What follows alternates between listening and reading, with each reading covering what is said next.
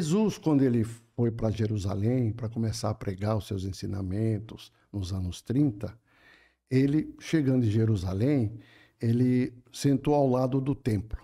Que templo? O templo de Salomão. É um templo enorme. E Hanã, que um dos sacerdotes, que ajudou a Caifás a prender Jesus e condená-lo. Né? Mas aí é antes dele ser preso. Antes dele ser preso. Tá. Quando ele chegou aí nos anos 30, para ele ia Tá. começar. Ah, né? tá. Antes dele começar. Isso, ele chegou. Ele sentou perto do templo, o Hanã se aproximou do mestre, né? E perguntou: Galileu, o que fazes na cidade? Não é? Com toda a sua prepotência, aquele negócio que nós sabemos, né? Aí Jesus respondeu: passo por Jerusalém buscando a fundação do reino de Deus. Com sua voz suave, falando isso a um doutor da lei. Né? Então, imagine. Aí Hanã, ele continua: o que pensas tu vem a ser isso? O que é isso? Que reino é esse de Deus? Porque eles achavam que o reino de Deus estava na lei mosaica, essas coisas todas. Eles achavam que eles sabiam tudo de Deus. Não é? Aí Jesus responde: esse reino é obra divina no coração dos homens. Eu vou repetir isso. Esse reino é a obra divina no coração dos homens. O que é obra divina? Obra de Deus. Divina é obra de Deus. Não é? E Hanã, então, continua: com quem contas para levar avante essa difícil empreitada? Repare que Hanã coloca a palavra difícil empreitada. Não é fácil, é difícil, né? Quem são os seus seguidores e companheiros? Jesus diz: os meus seguidores vêm de toda a parte. E Hanã pergunta: os ignorantes e tolos estão em toda parte da terra, sempre querendo humilhar Jesus, ou sempre se colocar numa posição superior, percebe? Né? E Hanã continua: já viste alguma estátua perfeita modelada em fragmentos de lama? Por que Hanã faz essa pergunta a Jesus? Porque na época, os romanos e os gregos, eles faziam esculturas maravilhosas e eles usavam um mármore chamado mármore de Carrara. É um mármore branco assim, Carrara. Então, ele falou: como é que você vai fazer um... Repare que toda a indagação de Hanã para Jesus está no mundo material. Não há uma E o diminuindo, né? E diminuindo. E não há uma pergunta na parte espiritual, só na parte material. Como é que pretende construir esse reino de Deus? Quem vai te ajudar? Né? Não estou vendo. Aí ele continua: se você está construindo o reino de Deus, mas você já viu uma estátua feita de barro?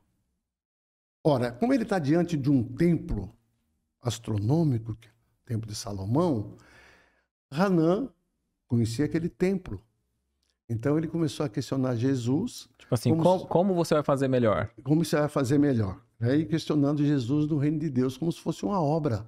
Né? Como Exterior. Se fosse exterior, não é?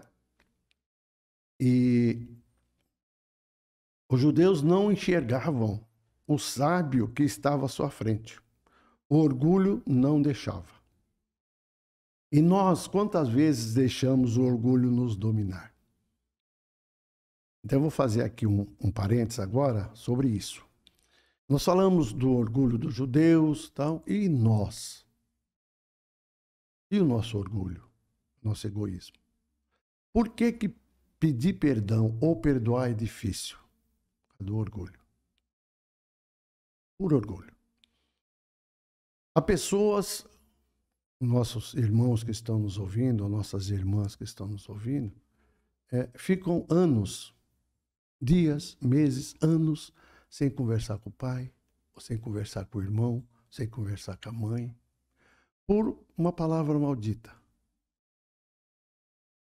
Né? E aí ficam sem falar, sem conversar. E aí vai conversar com um amigo e fala assim para mim: Jerônimo, Poxa vida, eu tô sem falar com a minha mãe, não sei o que lá, ou meu pai, tal. O que você acha? Fala, vai lá e pede perdão para ela. Pede perdão. Ah, mas não fui eu que errei. Quem foi ele. Ele que vinha pedir perdão para mim. Ora, ele acha que ele é o quê para ele falar aquilo que ele falou para mim? É o que nós ouvimos sempre. Por orgulho não deixa. O orgulho ferido, né? E além de ser o orgulho, a pessoa é infeliz, porque ela quer conviver com aquela pessoa que ela ama. Principalmente quando é um familiar, quando é um irmão, quando é um pai, quando é uma mãe. Não é? Uhum. Quando é o marido, esposa, E a às vezes sogra. vive nesse clima, Nesse clima por no mesmo orgulho. teto, né? É. Repare que essas pessoas, nós que temos essa conduta, não estamos com o reino de Deus conosco. É isso que eu quero começar a Porque chegar. nessa questão que você mostra Do orgulho. desse rapaz, como que é o nome dele, que tá com Jesus? Hanan. Hanan. Pra gente é fácil a gente estar nessa posição já quase julgando, né? Isso. Enquanto você tá contando a história, eu tô falando, meu, que cara ignorante, Isso, por que não acolheu Jesus? Nossa, que soberba. Que soberba, mas hoje a gente sabe o que Jesus representa. Isso. Então quer dizer que a gente só agiria assim com Jesus? É. Se a gente sair no dia a dia e for defrontado por alguém que nos aparenta uma inferioridade social, nós não vamos tratá-lo tão bem quanto se ele apresentasse bem alinhado, né? Quantas vezes nós ouvimos ou falamos? Você sabe com quem você está falando, meu filho? Uhum. Vai chamar o seu chefe para me conversar com ele. Você não serve. Ou seja, aquele funcionário que está lhe atendendo com toda a educação, ele não está no seu nível para te atender. Tem que ser uma pessoa superior. Olha isso. Ele não tem condições, não é condições técnicas, é condições de pessoa mesmo.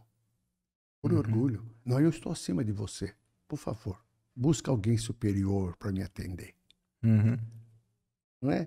E aí você tem que, voltando ao caso do perdão, você tem que buscar a pessoa e pedir perdão. Ó, você me perdoe, meu pai, minha mãe, quem for, eu errei por causa disso, tal. Não interessa quem errou. O que interessa é você construir a paz. E aí você conseguiu uma grande vitória. Grande vitória. Qual foi a vitória? Você passou por cima do seu orgulho. Se você pediu perdão, você teve a humildade de pedir o perdão. Olha, eu errei, e pede perdão. Se a pessoa não quer te perdoar, o problema é dela.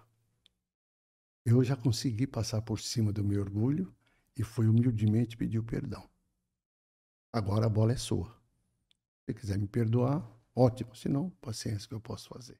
O azar é do outro, né? É. Agora, quem perdoa é quem sempre sai melhor, porque realmente deixa de ser o escravo, vamos dizer assim, daquela prisão da mágoa, do rancor que tinha. Se liberta mesmo. Mas tem que passar por cima do orgulho.